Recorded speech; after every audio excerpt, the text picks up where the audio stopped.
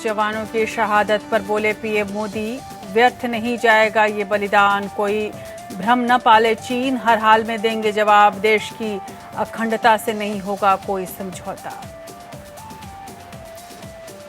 चीनी विदेश मंत्री से बातचीत में एस जयशंकर की दो टूक। भारतीय विदेश मंत्री ने कहा, गलवान में जो हुआ वो चीन की साजिश का हिस्सा है, एलएसी को बदलने की कोशिश की गई है।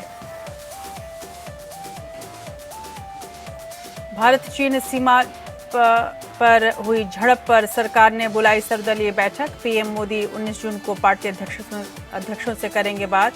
विपक्ष ने चुप्पी पर उठाए थे सवाल, 21 जून को देश को संबोधित कर सकते हैं प्रधानमंत्री।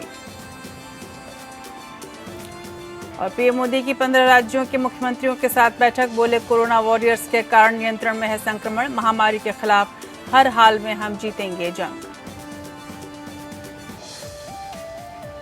केंद्र सरकार ने सुप्रीम कोर्ट को बताया, स्वास्थ्य कर्मियों के वेतन का भुगतान न करने को अब माना जाएगा अपराध, जल्द जारी होगा निर्देश।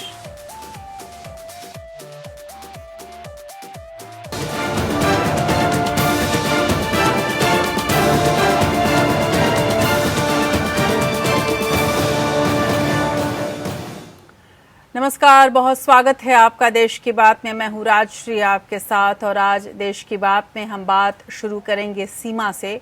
इस वक्त सीमा पर तनाव है, खासकर चीन की तरफ से उठाए गए तमाम कायराना हरकतों की वजह से भारत और चीन के बीच ज़बरदस्त तनाव देखने को मिल रहा है। और इस बीच भारत ने चेतावनी दी है चीन को कि चीन भारत को कम नहीं आके, लेकिन साथ में वो तस्वीरें भी हैं जिन्हें देखकर आंखों में आंसू और दिल भारी हो रहा है। और साथ ही इस बात का एक बात भी पुख्ता हो रही है कि किसी भी तरह से अब ज़रूरी है कि चीन जैसे छिपे रुस्तम दुश्मन को हम लोग जवाब दे सकें। गलवान वैली की घटना के बाद भारत और चीन का संबंध किस ओर जाएगा अभी ये कहा नहीं जा सकता। और लेकिन फ़िलहाल यदि हम आंकड़ों पर नज़र डालें तो 20 जवानों की शहादत के बाद सरकार और देश दोनों ही उबल रहे हैं। आम आदमी की ये चाहत है कि किसी भी तरह से चीन के इस हरकत को जवाब दिया जाए। पीएम मोदी के बयान से भी ये समझा जा सकता है कि चीन को माफ़ करने के मूड में सरकार नहीं है। हम इस बात पर पूरी रिपोर्ट तो आपको दिखाएंगे, साथ ही क्या ये सही वक्त है अपने अंदर झांकने का, इस पर भी चर्चा करेंगे। चीन को बड़ा संदेश दिया है आज पीएम मोदी ने, कहा है कि कोई इस भ्रम में न रहे कि उकसावे का जवाब नहीं मिलेगा। यानी भारत अपनी तरफ से ये स्पष्ट करना चाहता है कि वो आने वाले समय में कड़े कदम उठा सकता है, लेकिन अपनी तैयारी कितनी है, चीन किस स्थिति में है और अंतर्राष्ट्रीय स्तर पर भारत को क्या सवाल जवाब करने पड़ेंगे और किस तरह की लॉबिंग करनी पड़ेगी, किस तरह का सपोर्ट लेना पड़ेगा, इन सब को भी जानना समझना हमारे लिए ज़रूरी है। जोश तो बहुत ज़रूरी है, पर होश के साथ यदि जोश रहेगा तो कहीं ज़्यादा अक्लमंदी होगी, इस बात को भी एक्सपर्ट्स कह रहे हैं। हालांकि जवानों के बलिदान को व्यर्थ तो नहीं जाने दिया जाएगा, ये सरकार का ही मानना है और 130 करोड़ जनता का भी यही सोचना है कि हमारे जवानों के जान को यूं ही व्यर्थ तो नहीं गंवाया जा सकता। पीएम मोदी की बात को आगे बढ़ाते हुए विदेश मंत्री एस जयशंकर ने भी चीनी विदेश मंत्री के साथ बातचीत में साफ शब्दों में कहा है कि गलवान अचानक हुई घटना नहीं है, बल्कि चीन काफ़ी लंबे समय से इसकी साजिश कर रहा था। और अब यहीं पर एक बहस इस बात की भी उठ रही है कि यदि विदेश मंत्री और प्रधानमंत्री जिस तरह से आज एकदम से एक्शन में आए हैं और उन्होंने तमाम तरह के बयान दिए हैं, क्यों ये पता उनको नहीं चल पाया कि वहाँ पर क्या घट रहा था। इसके अलावा एक सवाल ये भी है कि जिस तरह से ये घटना कल सुबह से चल रही थी, देर रात तक सरकार को बहुत स्पष्ट जानकारी इसके बारे में नहीं मिल रही थी। क्या ये माना जाए कि कहीं ना कहीं इंटेलिजेंस का फेल्योर भी है ये? हम ये सब कुछ आपको समझाने की कोशिश आज देश की बात में करेंगे, लेकिन इसके साथ साथ हम आपको वो तस्वीरें भी दिखाएंगे जो वहाँ पर इस वक्त दिख रही हैं और चीन की साजिश क्या है ये भी हम समझने की कोशिश करेंगे। लेकिन कुल मिलाकर देखें तो आजकल का जो दौर है भारत के लिए और विशेषकर कुछ खास जगहों के लिए ये एक तरह से दोहरे समस्या का दौर है। दोहरे क्या कहा जाए, तिहरे समस्या का दौर है। एक तरफ कोरोना की महामारी है, सीमा पर तनाव है और बिगड़ती हुई अर्थव्यवस्था। इन सब से निपटते हुए भारत सरकार की क्या रणनीति है, हम आपको ये समझाएंगे, ये दिखाएंगे और इसके अलावा उन आंकड़ों को भी आपके सामने रखेंगे जो इस वक्त कोरोना के मद्देनज़र हमारे सामने आ रही हैं। और कोरोना के आंकड़ों को देखते हुए हम आपको इस संदर्भ में पूरी तैयारियों की भी बात बताएंगे। और तलब है कि प्रधानमंत्री मोदी मुख्यमंत्रियों से बैठक कर रहे हैं। आज भी उन्होंने कॉन्फ्रेंस किया है। आज की स्थिति में क्या कुछ हुआ है ये हम आपके सामने रखेंगे। इसके अलावा हम आपको ये भी दिखाएंगे कि चीन ने भले ही धोखे से हमारे 20 जवानों को शहीद कर दिया, लेकिन इसका खामियाजा उसे कितना भुगतना पड़ा है। और इसके अलावा जो हमारे देश के जवान शहीद हुए हैं उन तस्वीरों को इसलिए देखना ज़रूरी है ताकि आप गर्व कर सकें कि हमारे देश के वीर जवान किस तरह से मातृभूमि पर अपना शीश चढ़ाते हैं और कितनी ज़रूरत है हमें ऐसे वीर जवानों की। हम वो सारी तस्वीरें भी दिखाएंगे आपको और जवानों के परिवार के दुख दर्द में भी शामिल होंगे आज हम। इन तमाम खबरों के बीच हम आपको ये भी बता दें कि अमेरिका इस पूरी स्थिति पर नज़र बनाए हुए है और अमेरिका कई बार बोल चुका है चीन और भारत के साथ के बीच वो मध्यस्थता के लिए तैयार है। अमेरिका की अपनी ख़ास स्वार्थ है इस पूरे मसले के पीछे। हम अमेरिका के इस पूरे खेल को भी समझने की कोशिश करेंगे और इस बीच रूस क्यों कह रहा है कि वो चीन का साथ नहीं छोड़ेगा। क्या माना जाए कि भारत अपने एक पुराने मित्र को खो रहा है या फिर अब ये सही वक्त है कि भारत अपने पुराने दोस्तों को एक बार फिर से अपने पास बुला ले और तमाम चीज़ों को अंतर्राष्ट्रीय स्तर पर समझने की ज़रूरत है। और विशेष करके जो हमारे अंतर्राष्ट्रीय संबंधों को लेकर हमारा रुख है उसको भी समझने की, उसको अधिक पॉलिश करने की ज़रूरत है और है तो किस तरह से किया जाए। इन सभी चीज़ों पर आज हमारी नज़र होगी इस पूरे कार्यक्रम में। इसके अलावा मैं आपको ये भी बता दूं कि एक प्रधानमंत्री मोदी लगातार बैठक कर रहे हैं कोरोना को लेकर और अब चीन को भी लेकर। बहुत जल्द वो देश को संबोधित करने वाले हैं और ऐसे में जब वो देश को संबोधित करेंगे प्रधानमंत्री मोदी किन बातों पर जोर देंगे ये भी मैं आपके सामने रखूंगी। और अब क्या बातों की ज़रूरत है या फिर काम की ज़रूरत है ये भी आज हम समझने की कोशिश करेंगे। इस बीच जैसा कि हमने आपको बताया कि कोरोना को लेकर जो संकट है वो भी ख़त्म नहीं हुआ है। सुप्रीम कोर्ट की ओर से एक बड़ा फैसला आया है। सुप्रीम कोर्ट ने कहा है कि कोरोना के इलाज में लगे डॉक्टरों और मेडिकल स्टाफ का हर तरह से ध्यान रखना सभी ही सरकारों की जिम्मेदारी है। समय पर उनका वेतन मिले ये सरकारों को ध्यान रखना होगा। क्यों कहना पड़ा है सुप्रीम कोर्ट को ये पूरी बात हम आपके सामने ये भी रखेंगे। इसके अलावा आज इन तमाम चिंताओं के बीच कुछ उम्मीदों की रोशनी भी होगी। देश की बात में आज बात आज के इतिहास की भी होगी और एक ऐसे सितारे की भी जिसका होना हमारे लिए एक सुखद एहसास जैसा है। तो चलिए शुरू करते हैं देश की बात के इस नए सफ़र को।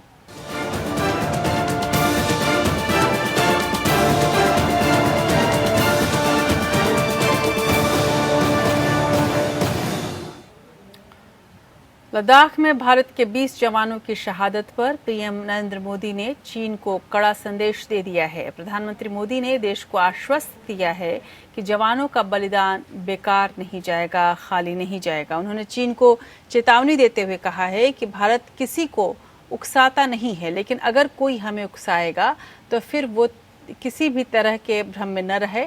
भारत के पास हर हाल में जवाब देने की ताकत है, इस पर किसी को संदेह नहीं होना चाहिए। कोरोना वायरस पर मुख्यमंत्रियों के साथ बैठक में प्रधानमंत्री नरेंद्र मोदी ने सबसे पहले लद्दाख में भारत चीन विवाद पर ही बात की। जवानों को श्रद्धांजलि देते हुए पीएम मोदी ने साफ किया है कि भारत वैसे तो शांति चाहता है, वो शांति प्रिय देश है, लेकिन किसी के उकसावे पर उचित जवाब देना भी भारत को अच्छी तरह से आता है।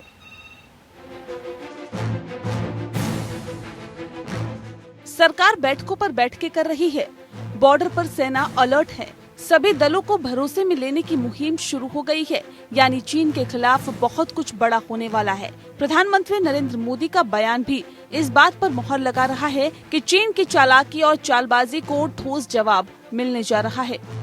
त्याग और तितिक्षा हमारे राष्ट्रीय चरित्र का हिस्सा है, लेकिन साथ ही विक्रम और वीरता भी उतना ही हमारे देश के चरित्र का हिस्सा है। मैं देश को भरोसा दिलाना चाहता हूं,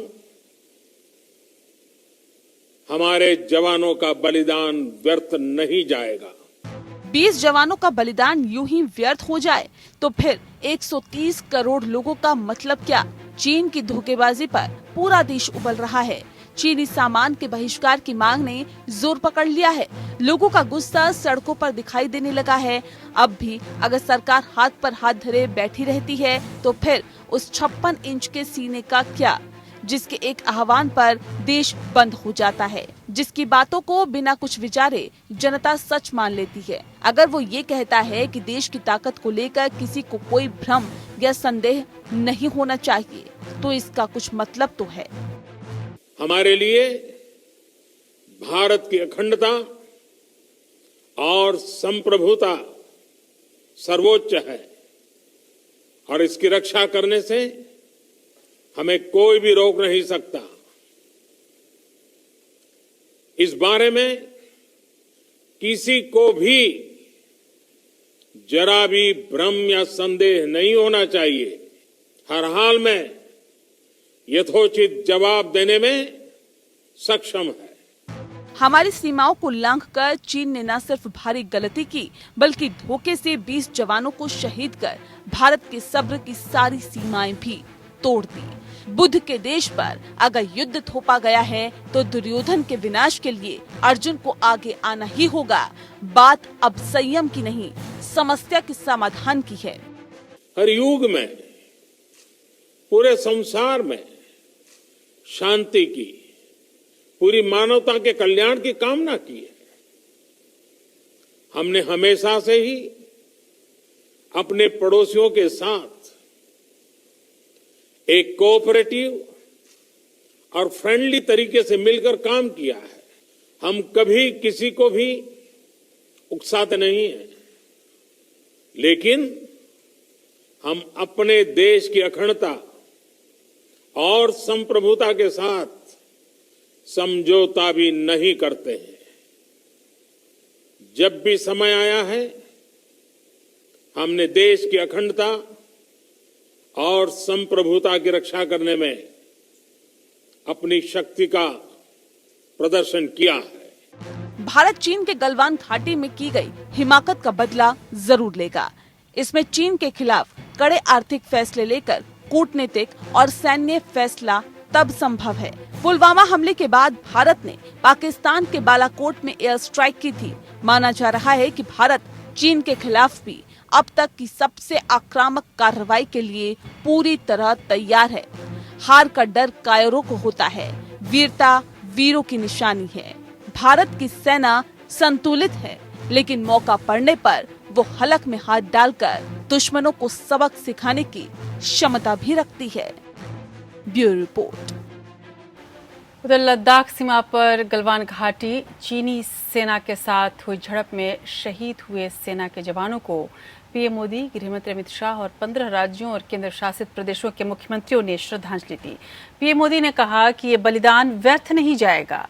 भारत की अखंडता और संप्रभुता सर्वोच्च है और इसकी रक्षा करने से हमें कोई रोक नहीं सकता।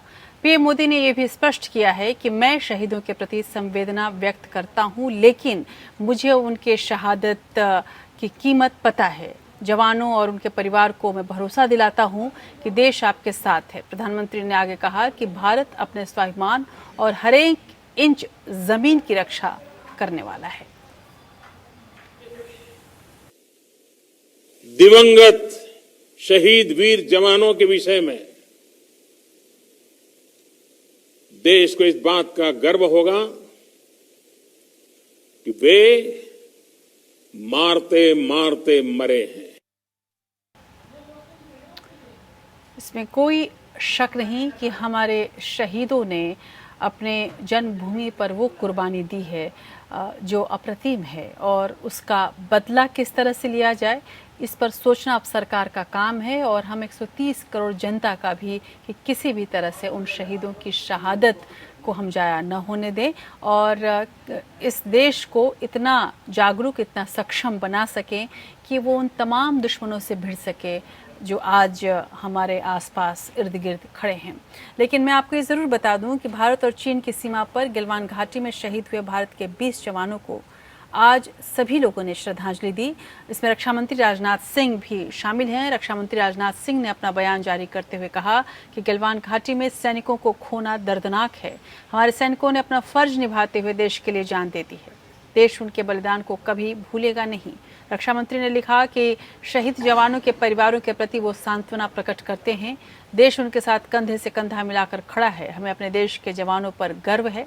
जवानों की शहादत के बाद रक्षा मंत्री राजनाथ सिंह का ये पहला बड़ा बयान है।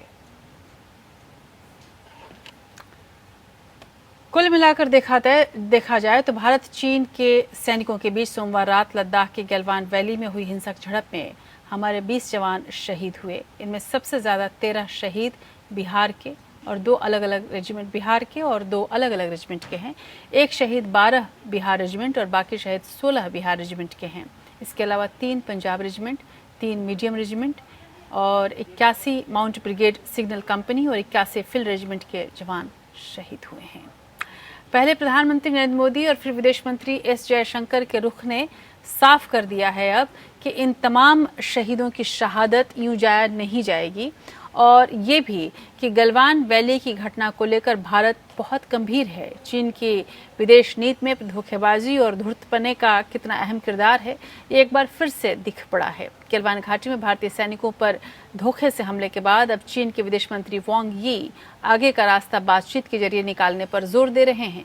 हालांकि भारतीय विदेश मंत्री एस जयशंकर ने स्पष्ट किया है कि भारत इसे स्थानीय स्तर पर अचानक पैदा हुई परिस्थिति नहीं मानता है, बल्कि इसके पीछे चीन की सोची समझी साजिश साफ तौर पर देखी जा सकती है। विदेश मंत्री जयशंकर ने चीनी विदेश मंत्री वांग यी से स्पष्ट कहा कि गलवान में जो कुछ भी हुआ उसे चीन ने काफी सोची समझी और पूर्व नियोजित रणनीति के तहत अंजाम दिया है, इसलिए भविष्य की घटनाओं की जिम्मेदारी अब उसी पर होगी। अब सवाल ये उठता है कि भारत क्या करेगा। कुल मिलाकर यदि देखें तो भारत और चीन में लद्दाख के गलवान घाटी में खूनी संघर्ष के बाद स्थिति तनावपूर्ण तो है। सूत्रों की माने तो भारत सरकार ने सेना को फैसला लेने की पूरी छूट दे दी है। सरकार की तरफ से कहा गया है कि सेना को अपने हिसाब से फैसला लेने की छूट है। जानकारी के मुताबिक cabinet committee on security CCS की बैठक में इस बारे में फैसला किया गया है, लेकिन ये छूट किस तरह से दी जाएगी और क्या सेना खुद ही आगे बढ़ सकती है, ये अपने आप में एक सवाल है। ऐसा नहीं होता। सेना खुद ही आगे बढ़कर कोई फैसला नहीं ले पाएगी। सेना हमारी सबसे ज़्यादा डिसिप्लिन्ड, एक तरह से कहा जाए तो आर्मी है या सेना का प्रारूप है ऐसा, इसमें फैसले लेने के लिए काफ़ी सोची समझी रणनीति की ज़रूरत पड़ती है। ऐसे में अब ये ज़रूरी है कि लोक लुभावन बातें न करके बल्कि कोई ठोस कदम उठाया जाए। उधर प्रधानमंत्री नरेंद्र मोदी ने लद्दाख में भारत चीन सीमा क्षेत्रों की स्थिति पर चर्चा करने के लिए 19 जून को शाम 5 बजे सर्वदलीय बैठक बुलाई है। पीएम कार्यालय की ओर से साझा की गई जानकारी में ये स्पष्ट किया गया है कि विभिन्न राजनीतिक दलों के अध्यक्ष इस वर्चुअल बैठक में हिस्सा लेंगे। भारत चीन सीमा विवाद पर राहुल गांधी समेत कई विपक्षी दल केंद्र की मोदी सरकार पर सवाल कर रहे हैं और लगातार सरकार से जानना चाह रहे हैं कि आखिर वहां हो क्या रहा है। हालांकि सभी दलों ने केंद्र सरकार के साथ खड़े होने की बात कही है और कहा है कि ये जो घड़ी है, ऐसे में हम अलग अलग सुर में बात नहीं कर सकते। हम सभी एक साथ हैं क्योंकि ये देश का सवाल है। उधर भारत और चीन सैनिकों के खूनी झड़प के बीच भारत के 20 जवान शहीद हो गए। जैसा कि हमने आपको बताया, इस मामले में जाहिर सी बात है कि सियासत होनी थी, वो शुरू हो गई है। कांग्रेस नेता राहुल गांधी ने पीएम मोदी पर निशाना साधा। राहुल ने कहा कि पीएम चुप क्यों हैं, आखिर वो कब तक इस तरह से मौन रहेंगे। इतनी बड़ी घटना के बाद सरकार को पूरी स्थिति अब तो स्पष्ट कर देनी चाहिए और ये बताना चाहिए कि आखिरकार LAC पर हुआ क्या है।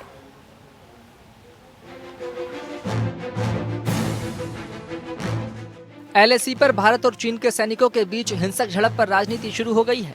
चीन के मुद्दे पर लगातार मोदी सरकार को घेर रहे राहुल गांधी ने एक बार फिर पीएम मोदी पर निशाना साधा। कांग्रेस नेता ने ट्वीट करते हुए कहा कि प्रधानमंत्री मोदी चुप क्यों हैं? वो क्या छुपा रहे हैं? अब बहुत हो गया है। हम जानना चाहते हैं कि आखिर क्या हुआ।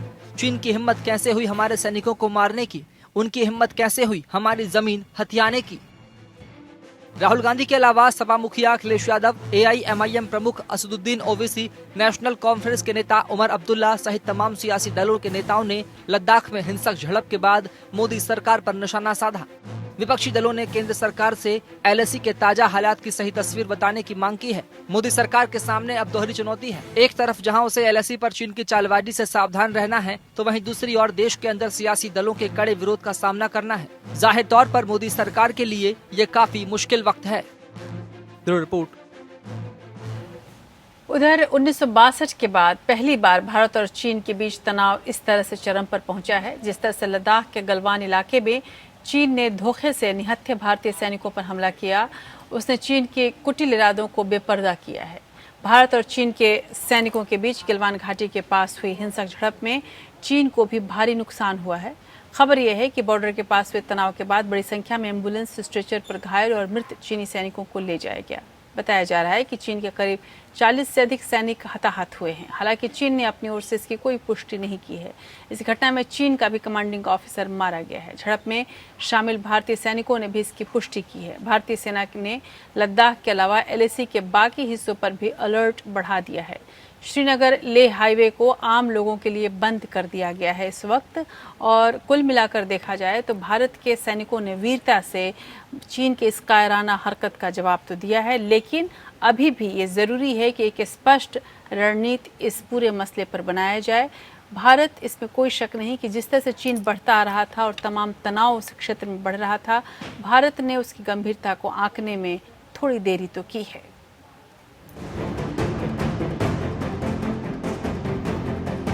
भारत और चीन के सैनिकों के बीच गलवान घाटी में हुई झड़प में चीन के 40 से ज्यादा सैनिक मारे गए। मरने वालों में चीनी सेना का कमांडिंग अफसर भी शामिल है। ये अफसर उसी चीनी यूनिट का था जिसने भारतीय जवानों के साथ हिंसक झड़प की। भारतीय सेना के भी कमांडिंग अफसर इस झड़प में शहीद हुए थे। भारत के जो सैनिक चीन के साथ हुई इस झड़प में शामिल थे, उन्होंने भी इस बात की पुष्टि की है। चीन ने हालांकि नुकसान के बारे में तो बताया है, लेकिन मरने और घायल होने वाले सैनिकों की संख्या का खुलासा नहीं किया है। गलवान वैली में हुए इस खूनी टकराव में भारत के 20 जवान शहीद हुए हैं, जबकि कुछ घायलों की हालत गंभीर बताई जा रही है। उधर हिंसक झड़प में चीन को बड़ा नुकसान होने की खबर है। LAC पर चीन की तरफ स्ट्रेचर के जरिए लगातार मृत और घायल सैनिकों को ले जाया जा रहा है। इसके अलावा एम्बुलेंस और हेलीकॉप्टर को भी इसी काम पर लगाया गया। भारत और चीन के बीच मई के महीने में ही लद्दाख में तनाव चल रहा था। समझौते के तहत चीन को गलवान वैली में मौजूदा जगह से पीछे हटना था। जब भारतीय सेना के जवान वहां स्थिति का मुआयना करने पहुंचे तो धोखे से चीनी सेना ने भारतीय जवानों पर हमला कर दिया।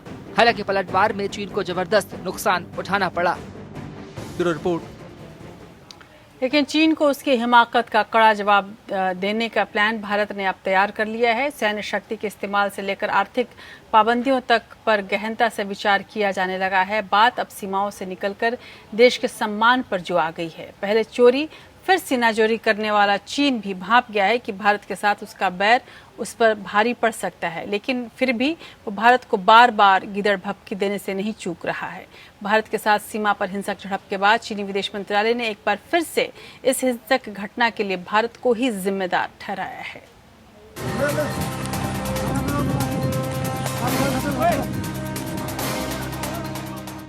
चीन को लगता है कि वो सैन्य शक्ति का डर दिखाकर भारत पर दबाव बना लेगा।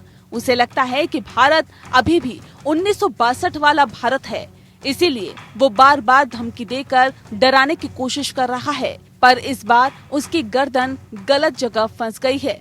लद्दाख के गलवान घाटी में लाइन ऑफ एक्चुअल कंट्रोल पर भारत और चीन के सैनिकों के बीच हिंसक झड़प के बाद चीनी विदेश मंत्रालय की प्रवक्ता झाओ लीजियन ने कहा, गलवान घाटी क्षेत्र की संप्रभुता हमेशा चीन से संबंधित रही है। भारतीय सेना ने बॉर्डर प्रोटोकॉल तोड़ा।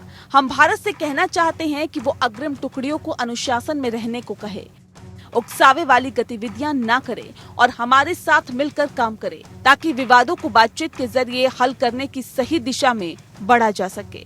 हम और झड़प नहीं चाहते। भारत के विदेश मंत्रालय ने भी हिंसक टकराव पर प्रतिक्रिया दी। कहा, चीन वास्तविक नियंत्रण रेखा यानी LAC की यथास्थिति को बदलना चाहता था और चीन की तरफ से यथास्थिति बदलने के प्रयास के नतीजे के रूप में सोमवार को हिंसक झड़प हुई। इस हिंसक झड़प में दोनों पक्षों के सैनिक हताहत हुए। जिस स्थिति से बचा जा सकता था, उच्च स्तर पर जो समझौता हुआ था, उसे चीनी पक्ष की ओर से तोड़ा गया। चीन से जारी तनाव के बीच हिमाचल प्रदेश के लाहौल स्पीति और किन्नौर जिले में अलर्ट घोषित कर दिया गया। भारत चीन सीमा पर निगहबानी की जिम्मेदारी ITBP के जिम्मे है। ऐसे में उत्तराखंड, हिमाचल, अरुणाचल प्रदेश और लद्दाख में भारत चीन सीमा पर बने सभी 180 से ज्यादा बॉर्डर आउटपोस्ट को अलर्ट कर दिया गया है। सैन्य तैयारियों के अलावा चीन को आर्थिक चोट देने की कवायद भी शुरू हो गई है। खबरों के मुताबिक चीन से सीमा पर विवाद के बाद भारत सरकार ने उन प्रोजेक्ट की समीक्षा शुरू कर दी है जो चीनी कंपनियों को दी गई है। इसमें 1126 करोड़ का Delhi Meerut semi high speed rail corridor project भी है। सरकार की ओर से इसे रद्द करने के लिए सभी कानूनी पहलुओं को देखा जा रहा है। Bureau report. उधर पूर्वी लद्दाख के गलवान घाटी में भारत और चीन के सैनिकों के बीच हिंसक झड़पों के बाद अंतर्राष्ट्रीय स्तर पर प्रतिक्रिया दिखने लगी है। संयुक्त राष्ट्र के महासचिव एंटोनियो गुटेरेस ने झड़पों पर चिंता जताई है, तो वहीं अमेरिका ने कहा है कि भारत चीन पर हो रही घटनाओं पर उसकी नज़र है। अमेरिकी मीडिया ने कहा कि चीन की सेना ने भारतीय राष्ट्रवादी चीते को भड़का दिया है।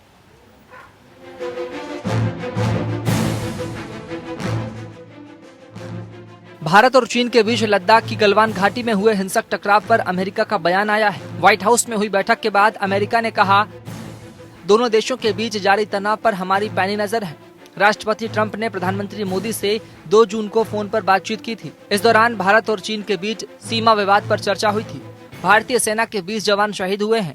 अमेरिका इस पर शोक व्यक्त करता है। हमारी संवेदनाएं सैनिकों के परिवारों के साथ है। उधर संयुक्त राष्ट्र ने भी भारत और चीन के बीच हुई हिंसक झड़प पर चिंता व्यक्त की है। UN महासचिव के प्रवक्ता ने LAC पर हुई हिंसा पर टिप्पणी की। कहा, हमने LAC पर हो रही घटनाओं के बारे में जानकारी हासिल की है। दोनों देशों से अपील है कि वो संयम दिखाएं। ये अच्छी बात है कि दोनों ही देश तनाव कम करने की बात कर रहे हैं। लद्दाख के गलवान क्षेत्र में वास्तविक नियंत्रण रेखा पर चीन की इस धोखेबाजी से देश में गुस्सा है। सीमा विवाद का हल निकालने के लिए सैन्य स्तर पर हो रही बातचीत के बीच चीनी सेना का ये कदम बताता है कि ड्रैगन समस्या का हल नहीं चाहता, बल्कि उसकी नजर सामरिक रूप से महत्वपूर्ण भारत की जमीन पर है। भारत की ओर से सीमा तक बनाए जा रहे सड़क मार्ग, हवाई पट्टी और विकास के तमाम दूसरे कदमों से चीन बौखला गया है। Bureau report. इस बीच एक बड़ी खबर है कि 15 जून की घटना के बाद भारतीय सेना ने लेह और पाकि सरहदों पर अपना मूवमेंट बढ़ा दिया है। इसके साथ ही लद्दाख से जो भी यूनिट्स पीस स्टेशन लौटने वाली थी, उन्हें वहीं रुकने को कह दिया गया है। सेना ने लद्दाख के आसपास के इलाकों में तैनात अपनी यूनिट्स को लेह में कभी भी मूव करने के लिए तैयार रहने के आदेश दे दिए हैं। खास तौर पर कश्मीर और जम्मू में मौजूद यूनिट्स को किसी भी वक्त लेह जाने का ऑर्डर दिए जा चुके हैं। उधर लद्दाख में सीमा से सटे गांव खाली करवाने की तैयारी भी शुरू हो गई है। सेना ने एहतियातन लोगों से गांव खाली करने को कहा है। दमचोक पैंगोंग लेक के आसपास के लोगों को अलर्ट रहने को कहा गया है। सीमा से सटे इलाकों में मोबाइल फोन बंद कर दिए गए हैं। यहां तक कि सेना के लैंडलाइन फोन भी इस वक्त बंद हैं। उधर चीन के राष्ट्रपति शी जिनपिंग कोरोना वायरस महामारी और उसके बाद आई व्यापक आर्थिक मंदी के कारण अपनी ही पार्टी पर पकड़ खोते दिखाई दे रहे हैं और ये भी एक वजह है कि वो ध्यान भटका रहे हैं। भारत के साथ लगी सीमा पर हुई हिंसक झड़प जिनपिंग को एक मजबूत नेता के रूप में प्रदर्शित करने की एक षड्यंत्र का हिस्सा दिखाई दे रहा है। जिनपिंग को एक निर्णायक नेता और चीन को एक मजबूत राष्ट्र के तौर पर वहां की सरकारी मीडिया प्रसारित करती है, जबकि सच्चाई इसके एकदम विपरीत रही है आज तक। ऐसे में दुनिया को कोरोना वायरस का अनचाहा तोहफा देने वाला चीन अब घिर गया है। अधिकांश देश उसके झूठ से नाराज हैं और चीन से दूरी बनाने में लगे हैं। वहीं कोरोना के कारण चीन का व्यापार गंभीर रूप से प्रभावित हुआ है। बेरोजगारी की दर में रिकॉर्ड इजाफा हुआ है और व्यापार घाटा लगातार बढ़ता जा रहा है। वैश्विक स्तर पर जहां कोरोना को लेकर चीन की बदनामी हो चुकी है, वहीं उसके लोग बेरोजगारी और देश की बिगड़ती छवि के कारण परेशान हैं। उन्हें लग रहा है कि उनका आने वाला कल अब अंधकार में है। पहले से ही चीन की कम्युनिस्ट पार्टी के हाथों कठपुतली बने लोग अब धीरे धीरे आवाज बुलंद करने लगे हैं और चीन इसी से डरा हुआ है। वो हांगकांग की तरह जन आंदोलन नहीं होने देना चाहता। इसी कारण जिनपिंग ने राष्ट्रवाद का राग छिड़कर भारत के साथ तनातनी बढ़ाती है ताकि देश की जनता को एक मत किया जा सके और उनके दिमाग को भटकाया जा सके। कोरोना के कारण चीन को न सिर्फ अंतर्राष्ट्रीय जगत में बदनामी झेलनी पड़ी है, बल्कि देश के अंदर भी असंतोष तेजी से बढ़ता जा रहा है। खबरों के मुताबिक कोरोना वायरस महामारी ने शी जिनपिंग की चीनी कम्युनिस्ट पार्टी के ऊपर पकड़ ढीली कर दी है। उनके खिलाफ नाराजगी खुलकर बाहर आने लगी है। चीन में लोगों पर तमाम तरह की बंदिशें हैं, बावजूद इसके बड़ी संख्या में लोग अब खुलकर कम्युनिस्ट पार्टी के खिलाफ बोलने लगे हैं। यही शी जिनपिंग की सबसे बड़ी चिंता है। विशेषज्ञों का मानना है कि चीन को किसी और से नहीं बल्कि सबसे ज्यादा डर अपने ही लोगों से लगता है। कम्युनिस्ट पार्टी ने कोरोना वायरस के कारण देश की छवि को हुए नुकसान की भरपाई के लिए सभी नेताओं को सक्रिय होने का आदेश दिया है। हालांकि विश्व बिरादरी में चीन की छवि को जो नुकसान पहुंचा है, उसकी भरपाई होती दिखाई नहीं दे रही है। America, Germany, France, Britain, Japan, Canada और ऑस्ट्रेलिया जैसे देश खुलकर चीन के विरोध में आ गए हैं। चीन के लोगों में इस बात को लेकर भी असंतोष दिखाई देने लगा है कि वैश्विक स्तर पर देश की छवि को नुकसान पहुंच रहा है और इसका खामियाजा आने वाले सालों में भुगतना पड़ सकता है। आंकड़ों के मुताबिक कोरोना वायरस के कारण चीन को $60 मिलियन से लेकर $100 मिलियन के बीच में नुकसान उठाना पड़ा है। अंतर्राष्ट्रीय मुद्रा कोष के अनुमानों के मुताबिक 2020 के लिए चीन का विकास दर केवल 1.2% ही होगा। यानी चीनी कम्युनिस्ट पार्टी ने जो लक्ष्य निर्धारित किया है, उसे पाना तो दूर, उसके पास पहुंचना भी नामुमकिन है। आयात निर्यात बुरी तरह से प्रभावित हुआ है। अमेरिका से ट्रेड वॉर के चलते चीन की हालत खस्ता हुई है।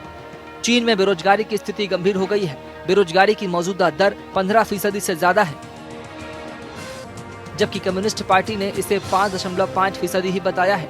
यानी चीन की कम्युनिस्ट पार्टी को लोगों के गुस्से का सामना करना पड़ सकता है और अगर ये गुस्सा भड़क उठा और स्थिति हांगकांग जैसी हो गई तो फिर संभालना मुश्किल होगा। यही चिंता चीनी शासकों को सता रही है। इसी गुस्से को दबाने और विद्रोह जैसी स्थिति को रोकने के लिए शी जिनपिंग और कम्युनिस्ट पार्टी अब राष्ट्रवाद के मुद्दे को धार दे रही है। ये एक अकेला ऐसा मुद्दा है जिसके जरिए पूरे देश को एक साथ लाया जा सकता है। भारत के साथ चीन के तनाव की बात हो या फिर ताइवान से चीन की अदावत या अमेरिका और ऑस्ट्रेलिया जैसे देशों के साथ तनातनी, चीनी कम्युनिस्ट पार्टी राष्ट्रवाद के सहारे संभावित जन आंदोलन को दबाने का प्रयास कर रही है। Bureau report. उधर भारत से चीन की बौखलाहट बस इतनी भर नहीं है। जिस तरह से भारत की सैन्य और आर्थिक शक्ति बढ़ रही है, उसने भी चीन को चिंता में डाल रखा है। पीओके और अक्साई चीन को लेकर भारत का रुख ड्रैगन को डरा रहा है। चीन ने पाकिस्तान के कब्जे वाले कश्मीर में अरबों रुपए लगा रखे हैं। यहाँ से वो रोड कॉरिडोर निकाल रहा है जो पाकिस्तान के ग्वादर पोर्ट तक जाता है। चीन को लग रहा है कि भारत इसमें अड़ंगा डाल सकता है और इसके अलावा जिस अक्साई चीन पर चीन ने जबरन कब्जा किया है, उसे भी भारत ने बार बार अपना अभिन्न अंग बताया है, जो कि चीन के लिए एक चिंता का विषय होता जा रहा है।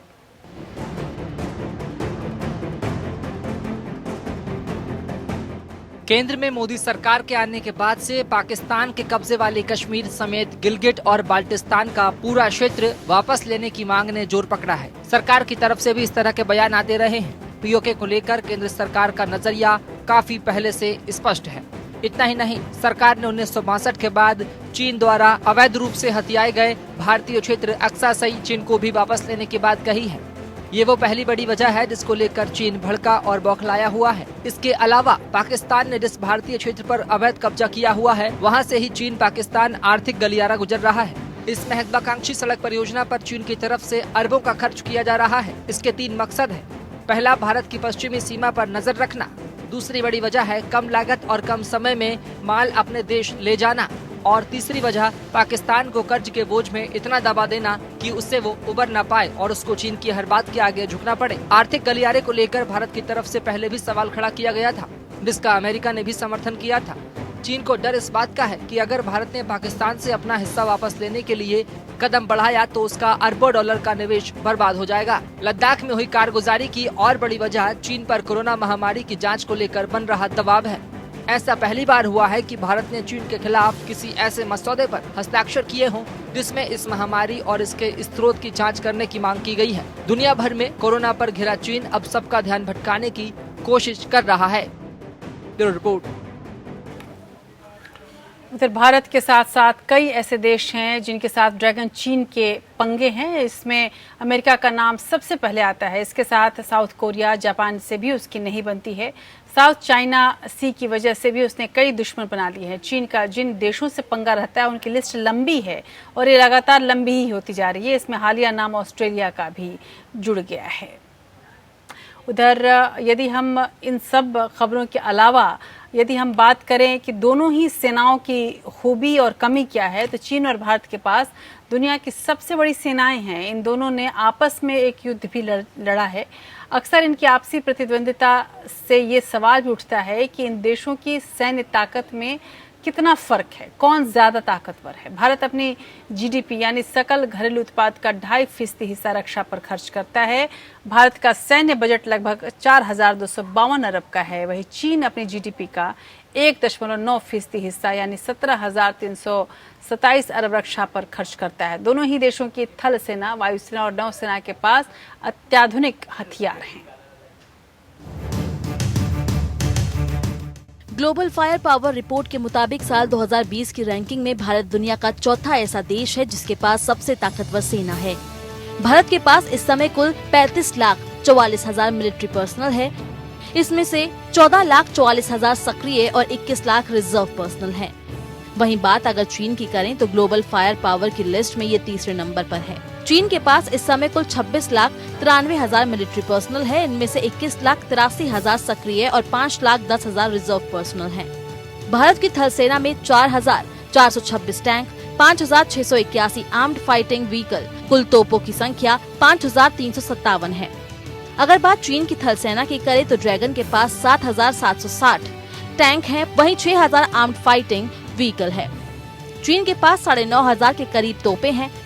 भारत के पास 2,410 T-72 और 1,650 T-90 टैंक हैं। अर्जुन टैंकों की संख्या 266 है, तो वहीं चीन के पास 2,500 पाइप 96, 96A और 96B टैंक है। भारत की वायुसेना के पास कुल एयरक्राफ्ट 2,216 हैं। इसमें 850 के करीब fighter aircraft, 220 attack fighter jet और 350 मल्टी रोल एयरक्राफ्ट हैं। वहीं चीन की वायुसेना के पास कुल 4,182 एयरक्राफ्ट हैं। इनमें 1,000 के करीब फाइटर जेट और 600 मल्टी रोल एयरक्राफ्ट हैं। अटैक एयरक्राफ्ट की संख्या 270 के करीब है। भारत के पास सुखोई 30 MKI, तेजस, MiG-29, मिराज 2000 और जगुआर जैसे लड़ाकू विमान हैं। तो वहीं चीन के पास रूस से मिले सुखोई 35, चेंगड़ू J7 और शेनयांग J11 जैसे विमान हैं। भारत की नौसेना की आकार की बात करें तो उसके पास कुल 285 नौसेना वाहन हैं। इनमें एक एयरक्राफ्ट कैरियर, 11 विध्वंसक पोत, 15 युद्धपोत और 24 लड़ाकू जहाज शामिल हैं। भारत के पास 16 पनडुब्बियां हैं। वहीं चीनी नौसेना के पास 750 के करीब नौसैनिक वाहन हैं। इसमें 2 विमान वाहक पोत, 36 विध्वंसक और 54 युद्धपोत हैं। चीन के पास 42 लड़ाकू जलपोत और 68 पनडुब्बियां हैं। Bureau report. उत्तर भारत चीन तनाव के बीच अमेरिका ने पहली बार अपने 11 न्यूक्लियर कैरियर स्ट्राइक ग्रुप में से 3 को एक साथ प्रशांत महासागर में तैनात कर दिया है। माना जा रहा है कि कोरोना वायरस और साउथ चाइना सी में चीन के बढ़ते दखल को रोकने के लिए अमेरिका ने ये तैनाती की है। अमेरिका ने USS थियोडोर रूजवेल्ट, USS निमित्ज और USS रोनाल्ड रीगन को प्रशांत महासागर में तैनात किया है। अमेरिका चीन को पहले भी युद्ध की चेतावनी दे चुका है।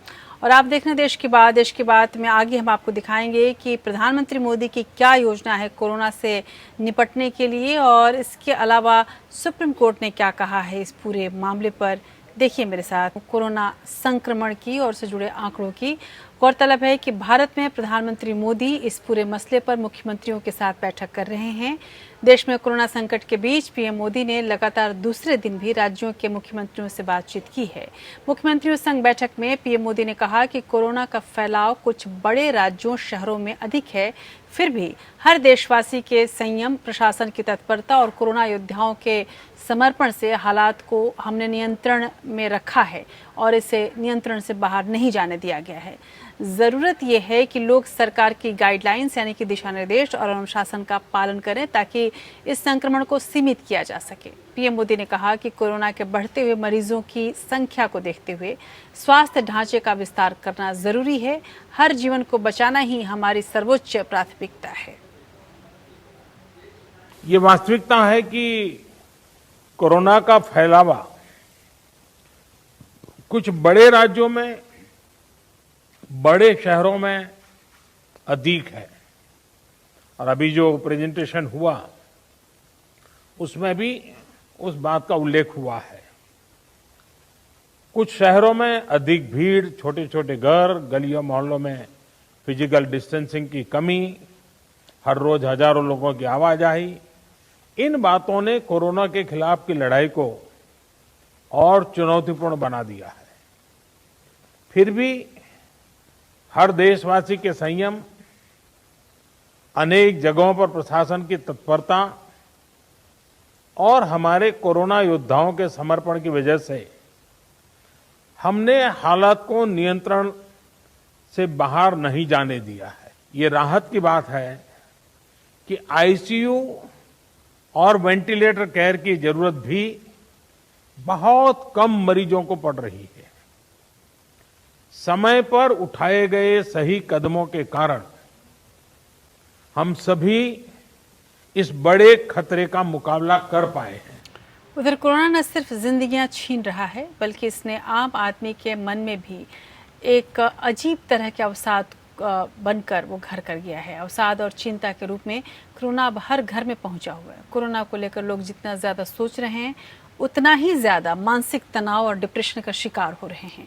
अवसाद के कारण हर साल वैश्विक अर्थव्यवस्था को $1 ट्रिलियन का नुकसान होता है, लेकिन इसके बाद भी दुनिया भर की सरकारें मेंटल हेल्थ पर अपने हेल्थ बजट का 2% से भी कम खर्च करती हैं। भारत में भी मानसिक स्वास्थ्य को काफ़ी गंभीरता से नहीं लिया जाता और इस पर काफ़ी कम खर्च किया जाता है। इसके अलावा जो अस्पताल हैं, जो मेंटल हॉस्पिटल्स के रूप में जाने जाते हैं, उनकी स्थिति तो और ज़्यादा दयनीय है। अब ये सही वक्त है कि हम डिप्रेशन के इस पूरे मामले पर अधिक गंभीरता से सोचें। हमेशा से ही मेंटल हेल्थ बहुत गंभीर विषय रहा है, लेकिन इस पर कभी उतना खास ध्यान नहीं दिया गया। पिछले साल दिसंबर में साइंस जर्नल द लेसेंट की एक रिपोर्ट सामने आई थी। इस रिपोर्ट के मुताबिक देश में 2017 तक 19.73 करोड़ लोग यानी कुल आबादी का 15% किसी न किसी मानसिक बीमारी से जूझ रहे थे, यानी हर 7 में से एक भारतीय बीमार है। इनमें से भी 4.57 करोड़ डिप्रेशन और 4.49 करोड़ एंजाइटी का शिकार है। विश्व स्वास्थ्य संगठन यानी WHO के आंकड़े बताते हैं कि हर साल 8 लाख लोग मानसिक बीमारी से तंग आकर आत्महत्या कर लेते हैं।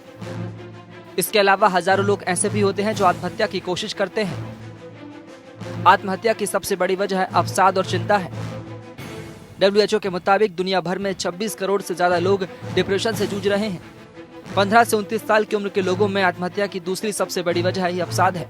भारत में इसके आंकड़े और भी चौंकाने वाले हैं। WHO के मुताबिक भारत में हर साल 1 लाख लोगों में से 16.3 लोग मानसिक बीमारी से लड़ते लड़ते आत्महत्या कर लेते हैं। इस मामले में भारत रूस के बाद दूसरे नंबर पर है। रूस में हर 1 लाख लोगों में से 26.5 लोग आत्महत्या करते हैं। नेशनल क्राइम रिकॉर्ड्स ब्यूरो यानी कि NCRB के आंकड़ों के मुताबिक 2013 से लेकर 2018 के बीच 52,526 लोगों ने मानसिक बीमारी से तंग आकर आत्महत्या कर ली। WHO के आंकड़ों के मुताबिक डिप्रेशन और एंजाइटी की वजह से हर साल वर्ल्ड इकोनॉमी को $1 ट्रिलियन यानी करीब 75 लाख करोड़ रुपए का नुकसान होता है। इसके बावजूद दुनिया भर की सरकारें मेंटल हेल्थ पर अपने स्वास्थ्य बजट का 2% से भी कम खर्च करती हैं। भारत में साल 2018-19 के बजट में मेंटल हेल्थ को लेकर 50 करोड़ रुपए रखे गए थे।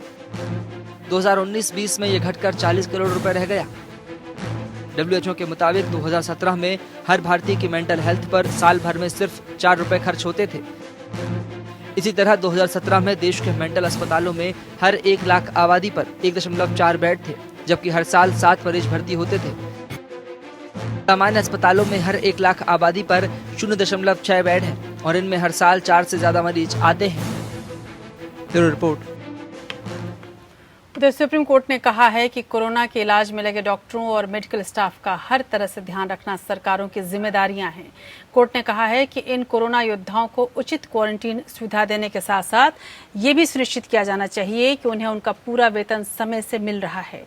3 जजों की बेंच ने केंद्र सरकार से कहा कि वो 24 घंटे के भीतर इस मसले पर राज्य सरकारों को स्पष्ट निर्देश जारी कर दें। याचिका पर जवाब देते हुए केंद्र सरकार ने कहा कि वह सभी राज्यों को डॉक्टर और मेडिकल स्टाफ का पूरा वेतन समय से दिए जाने के मसले पर निर्देश जारी करेगा। ये व्यवस्था भी की जाएगी कि जो इस निर्देश का पालन नहीं करेगा उसके खिलाफ नेशनल डिजास्टर मैनेजमेंट एक्ट और आईपीसी की धाराओं के तहत कार्यवाही की जाए। तो लॉकडाउन के दौरान ईएमआई स्थगन के दौरान ब्याज में छूट की याचिका पर सुनवाई के दौरान सुप्रीम कोर्ट ने केंद्र सरकार और आरबीआई से कहा कि वो स्थिति को रिव्यू करे। अदालत ने सरकार से कहा है कि वो इस मामले में हाथ खड़े नहीं कर सकती। दरअसल लॉकडाउन में ईएमआई पर ब्याज की छूट की मांग पर सॉलिसिटर जनरल ने भी ये स्पष्ट किया कि ब्याज में छूट संभव नहीं है। इस कारण बैंक की आर्थिक स्थिरता पर फर्क पड़ सकता है और आखिर में बोझ डिपॉजिटर पर ही पड़ेगा। सुप्रीम कोर्ट ने ये कहा है कि केंद्र ये बयान देकर पल्ला नहीं छुड़ा सकता कि ये मामला बैंक और उनके कस्टमर के बीच का है। अगर केंद्र सरकार ने मोरेटोरियम या ईएमआई के स्थगन की घोषणा की थी तो ये उसे तय करना चाहिए कि कस्टमर को तार्किक लाभ मिले। सुप्रीम कोर्ट ने केंद्र सरकार और आरबीआई से कहा है कि वो स्थिति की समीक्षा जरूर करें। और अब बात करते हैं आज के दिन के ऐतिहासिक महत्व की।